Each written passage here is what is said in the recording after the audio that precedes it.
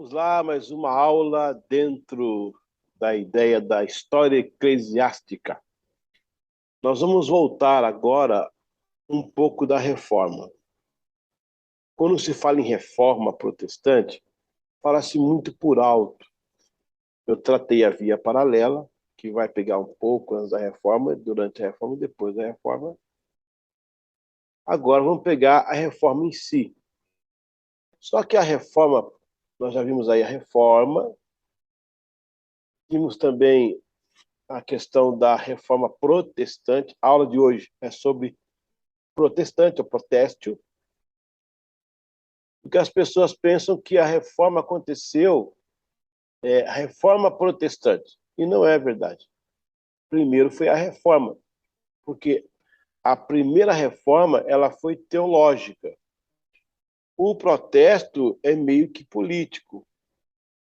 Reforma protestante. Então, primeiro foi a reforma, depois seguiu-se o protesto. Deixa eu arrumar aqui meu cronômetro para me dar a hora certinho para vocês, para não ter problema nenhum.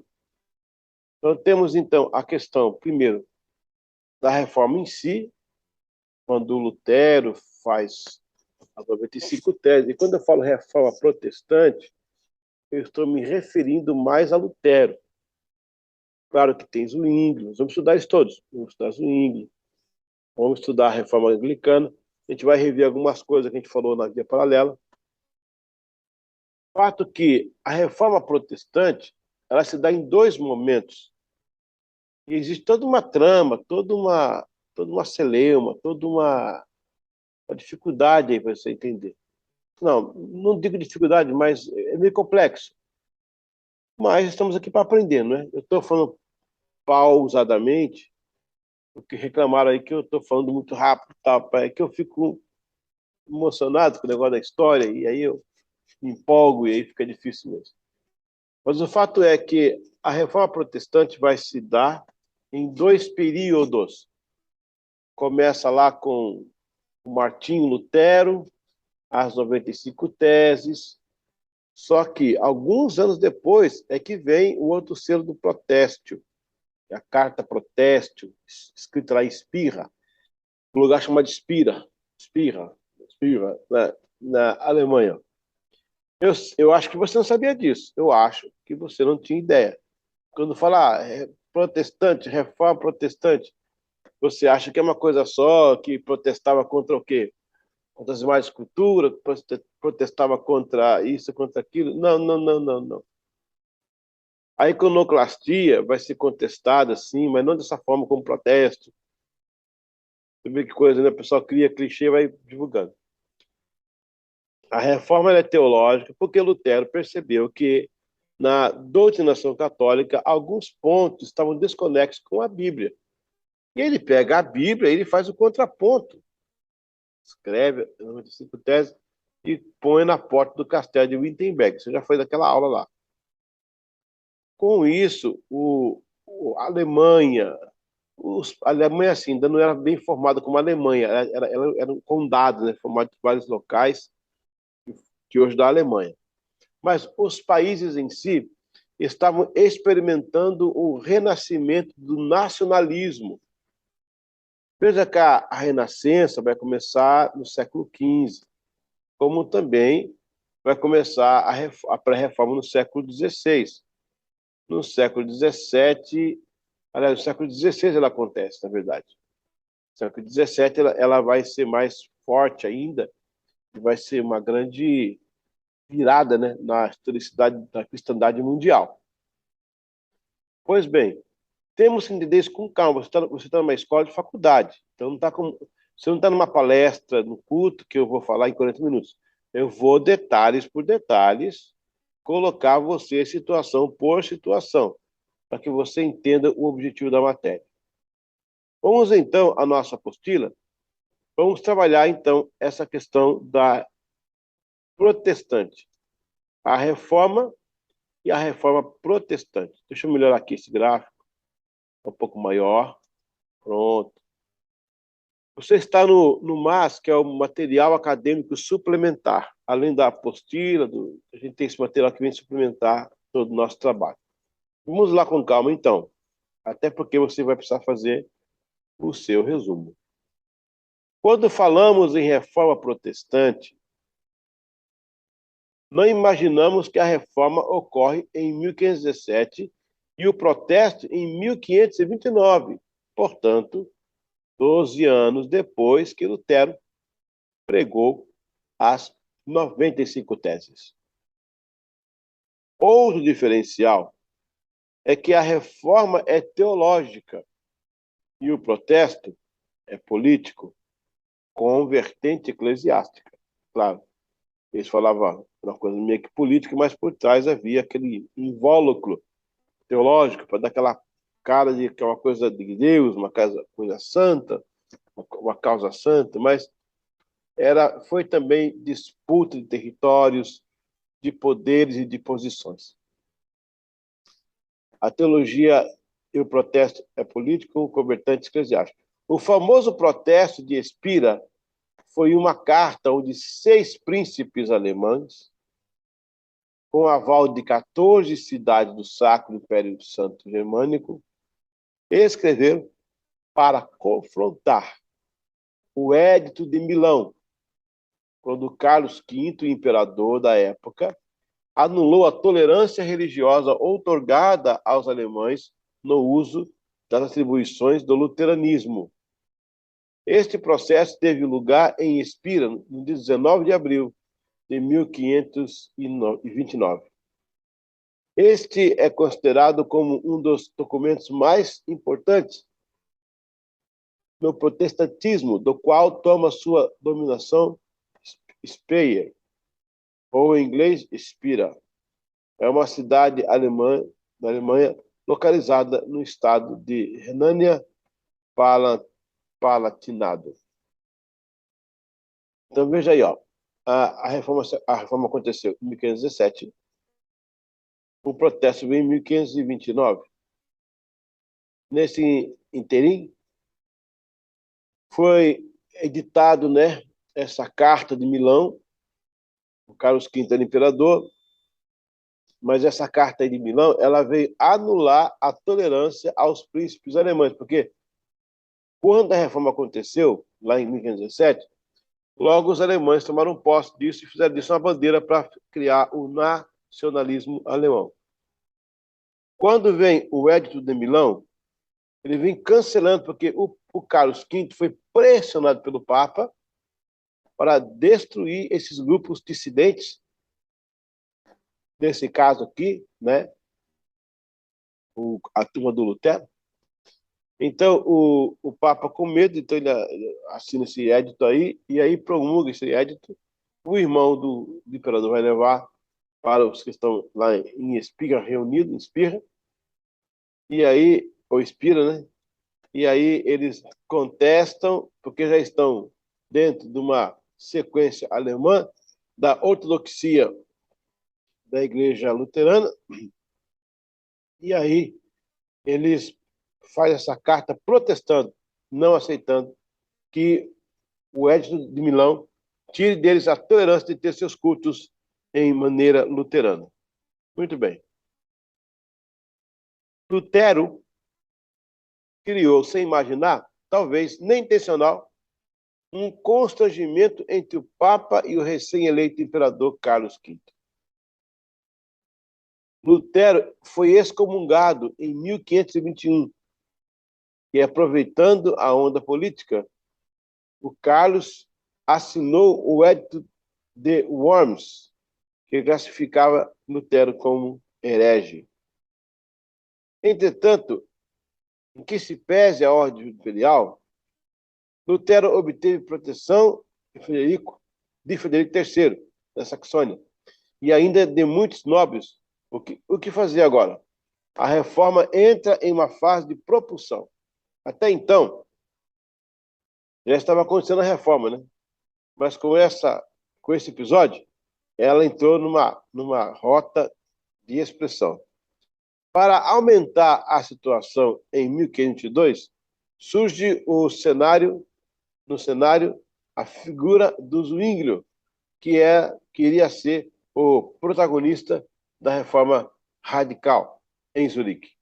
Assim, entre 1524 e 1525, teólogos e pregadores aumentam a tensão religiosa, que culmina na sangrenta Guerra dos Camponeses Alemães.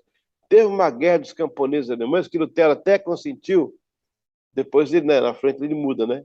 Tem dois Lutero aí, o Lutero um e o Lutero depois. O Lutero convertido é outro homem. Então teve essa guerra sangrenta dos camponeses alemães, com um resultado tão doloroso, com dezenas de milhares de mortos. Vários estados católicos alemães formaram a Liga de Dessau, para combater os evangélicos reformados. Então, a coisa foi tão grande que eles criaram uma liga, né? uma associação, para ser de frente com os protestantes, quer dizer, com os reformados, que agora seria protestantes. Né? Eles vão estar ali reunindo para combater, de certa forma, o crescimento quer dizer, que se iniciaria, né? Estava começando no caso aí, a reforma. Então, eles vão fazer isso. Essa carta protesto vai ter o seu lugar lá no galpão, lá no local enorme, que eles se reuniam lá para reuniões do reino, discutir coisas do reino, mas aí entrou em pauta também a igreja. Vamos continuar então a leitura para entender melhor esse aspecto, né? Vamos ao próximo template aqui. Vamos lá, deixa eu só voltar aqui o meu cronômetro para nos guiarmos melhor. Ok. Vamos lá. Lutero criou, sem imaginar, talvez nem intencional, um constrangimento entre o Papa e o recém-eleito Carlos V. Aliás, já passamos por isso aqui. Vamos pegar ali essa parte aqui, ó. Com resultados, aqui meu cursor, com um resultado tão doloroso, com dezenas de milhares de mortes. Meu Deus do céu. Vários, na verdade, eles dizem que foram em torno de 100 mil, né? De 100 mil que morreram ali. Vários estados católicos alemães formaram a Liga de Dessau para combater aos evangélicos reformados. Veja bem, então havia uma crise aí institucional. A Igreja Católica estava tentando já rebater aí, apesar que só em 1545 que vai acontecer o Concílio de Trento, onde a Contra-Reforma vai ser oficializada, inclusive com a criação dos jesuítas, né? Comandados por Inácio de Loyola, para ser frente aos evangélicos. Mas aí já tinha um grupo já fazia isso. Vamos continuar aqui então. Não obstante este conflito entre católicos e reformados, paralelamente, o Império Sacro Santo Germânico percebeu a aproximação do Império rival. Aí vai entrar os otomanos, tá vendo? Com seu líder Solimão. Os otomanos estavam vindo de uma campanha de sucessivas conquistas e Carlos V sentiu-se incomodado. Assim, com um conflito interno em andamento, ele convoca uma reunião para acalmar e postergar os ânimos. Logo em seguida, convocou a dieta de Espirra. É como se ele dissesse que, né, o grupo precisava se unir, embora suas diferenças, divergências, dificuldades, mas se unir em torno de um só ideal, que era derrotar o inimigo, né, que estava subindo. Os otomanos vão conquistar muito naquela época, né? Vão mudar a cara do mundo. Esse foi quer dizer, um conflito político paralelo impulsionou um outro conflito que era teológico. Nesta dieta em Espira, o conselho do rei Fernando I, que ele era irmão de Carlos, foi a melhor solução para que Carlos V não tivesse uma instabilidade interna entre os dois grupos. E ficou decidido que cada estado deverá viver, governar e crer como deseje e confie, respondendo ante Deus e a sua majestade imperial. Em tempo de ameaça externa, o reino se uniria e, portanto, estava suspenso o Edito de Worms, que proibia o luteranismo. Aí você vê, tá vendo? Por causa de uma aproximação inimiga, uma ameaça bélica ao Carlos V, ele vai, então, chamar todo mundo e dizer, gente, vamos placar as diferenças, vamos dar uma trégua aí nessas coisas, e vamos nos unir contra o inimigo, porque senão vamos perder todo mundo. Aí ele vai, nesse caso, suspender a dieta de Worms. Essa dieta, ela suspendia e proibia o luteranismo. Porque o luteranismo ele foi permitido naquela região por ser um grupo já bem crescente e a coroa não tinha muito com que lidar com isso. Acabaram, pois, sancionando aí para que no caso luteranos, né, pudesse viver e tocar os seus estados debaixo dessa marquise aí do luteranismo. Até porque eu já falei que o Estado se sentia, uau, a gente, né, agora somos um país, agora temos uma bandeira. Havia todo um constrangimento nacional para que esses países pudessem cada um segurar os seus quinhões, seus limites, sua bandeira, seu costume, sua língua. É um sentimento de nacionalismo que durante 1000 anos ficou submerso sob os pés católicos. Ó, durante muito tempo, tipo 500 anos, o Império Romano começa ali no começo, né, quase 500 anos, né? Todo mundo viveu sob a pressão romana, do Império Romano. Agora, com a ascensão da Igreja Católica e a posição que ela tomou no mundo geopolítico e político, agora é a supremacia católica. Quando que as pessoas iam ser elas? Quantos que os países iam votar ser os que eram? Com relação a isso, vai acontecer aquela prisão daquele Papa, em 1300 e pouco, vai desestimular o papado, aí os protestantes crescem, mas junto vem a reforma teológica e também um pouco de reforma política. Vem a bandeira do país, vem a língua do país, vem o costume do país, porque eles não querem perder esse costume. Ok? Então, vamos lá. O parecer de Spira, em 1526, foi a base que os príncipes alemães de inclinação luterana tiveram para reforçar o movimento em seus territórios. Seguiu-se uma rapidez, algumas ligas para fortalecer o movimento novo de reforma. Assim, o Landgraviato de Hesse e o Leitorado de Saxônia criaram a Liga de Torgau. E apenas um ano à frente, os príncipes João da Saxônia confirma oficialmente o luteranismo, estabelecendo a Igreja Confissão Luterana. Interessante. Foi um príncipe que começou a primeira igreja luterana, porque nem o Lutero passava pela cabeça em formar uma igreja. Né? Agora está aí, ó.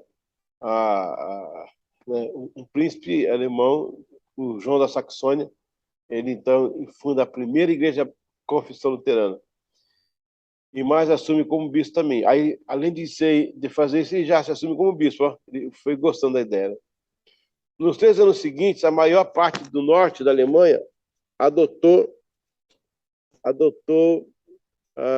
as ideias de Lutero, com exceção do Margraviato de Brandeburgo, o Ducado de Albertino, da Saxônia-Meissen, e o Ducado de Brunswick, o Wolfenbüttel.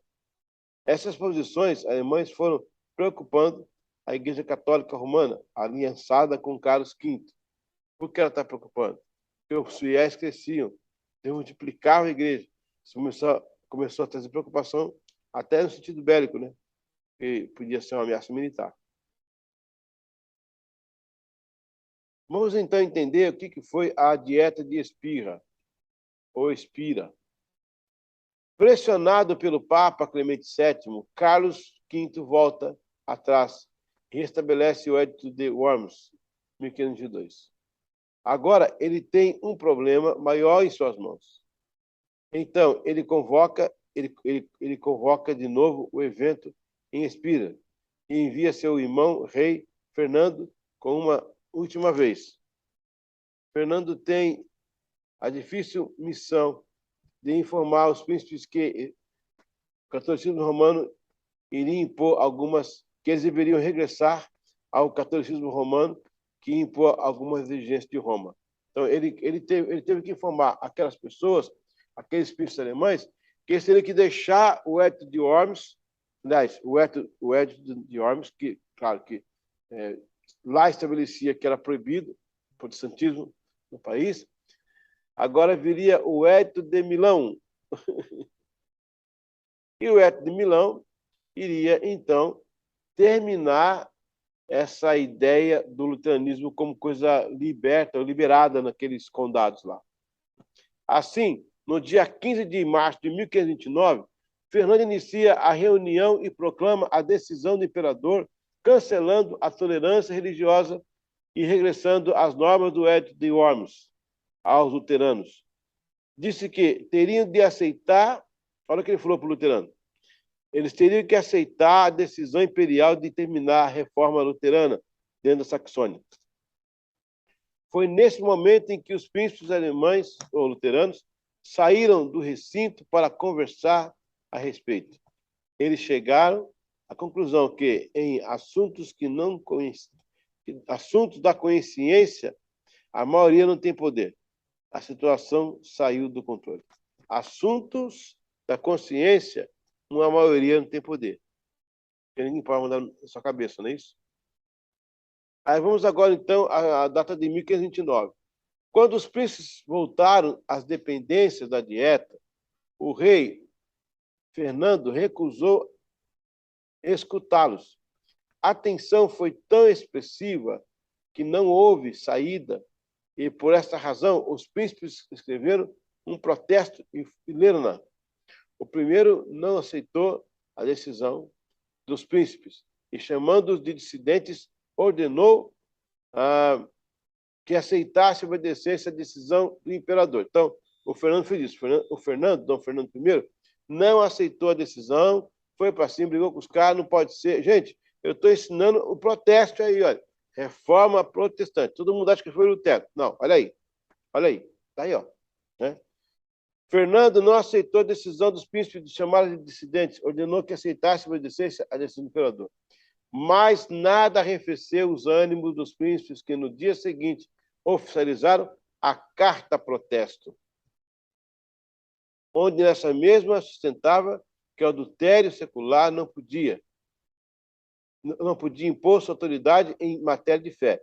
O rei negou-se a receber a carta, mas a mesma foi impressa e difundida publicamente.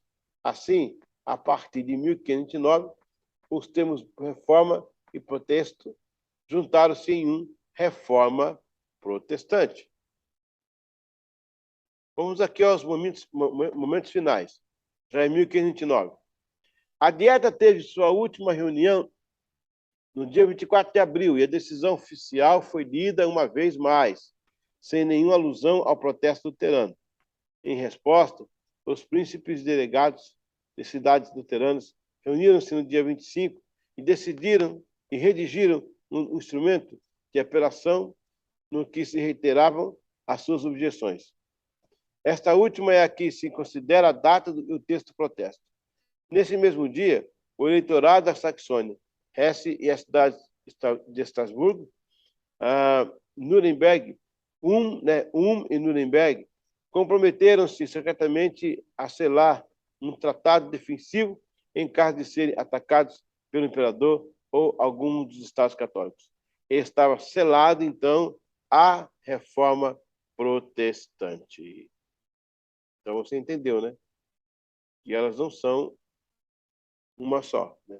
A reforma é uma, a protestante é outra. Só que agora eles linkaram as duas. Naquela época, né, as dietas, as confissões, eram documentos necessários para redigir o comportamento de uma sociedade ou de um grupo. Então, essas dietas eram importantes. Quando vem o Edito de Milão, então se desfaz a ideia da igreja, né, como ele estava lá na Alemanha, desfaz daquela ideia primordial, E agora o Edito de Milão vem para coibir a igreja, vem para massacrar, para impedir, para, sabe? E nesse momento, esses príncipes se reagem. Eram 12, pelo menos metade reagiram. E nessa reação empurrou de novo o catolicismo para lá e colocou em pé o luteranismo. Muito importante entender essa questão da reforma protestante. Para você daqui para frente, sabe o que vai falar, né? Quando falar reforma é uma coisa, protestante é outra. E aí a gente vai acabar com esses clichês que eles inventam e todo mundo acreditando, né? Como aquele negócio de que o Oswaldo Aranha tenha apertado o voto Minerva na ONU em favor de Israel. Não é verdade, não é verdade. Não teve isso. Não teve voto Minerva, né? Ele trabalhou muito com o argentino para que os colegas abraçassem a causa, para que os colegas achassem que aquilo fosse necessário, mas não há nenhum tipo de voto que ele possa ter dado como voto Minerva. Então, assim, o povo estuda, às vezes com pessoas despreparadas, que acabam passando informações que não batem, que não tem lógica de ser, mas aqui estamos nós para ajudar, uma pequena contribuição para que você possa aprender melhor. Bom, nós vimos a reforma protestante. Reforma é uma coisa, protestante é outra. Agora, nós vamos prosseguir com mais uma reforma. Nós vamos agora estudar a reforma radical, que é aquela reforma que acontece sob os auspícios do Ulrich Zwinglio, nome estranho, né? Ulrich Zwinglio. Ele lá está em Zurique pregando, ele torna-se um reformador. Na verdade, eu devo contar isso com mais propriedade da próxima aula, ele não ia protestar nada, ele era um pastor, era bem quisto, bem como pregador. Um dia ele estava no recinto, e as pessoas estavam comendo peixe, era o dia da quaresma, o tempo da quaresma, a igreja católica proíbe comer carne. Ele foi e comeu lá uma salsicha. Alguém viu ele comer salsicha. Chegando na prefeitura, denunciaram ele. Passou da cidade, não cumpre as obrigações do catolicismo. Aí ele foi se defender. Ao se defender, ele viu que muita coisa estava errada. Então ele começou a fazer as teses. E aí ele foi esse furacão de Deus na vida dos crentes daquela época. Tá bom? Vamos agora para a próxima aula. Creio que você vai gostar, porque estaremos dentro ainda do tema História Eclesiástica. Até daqui a pouco.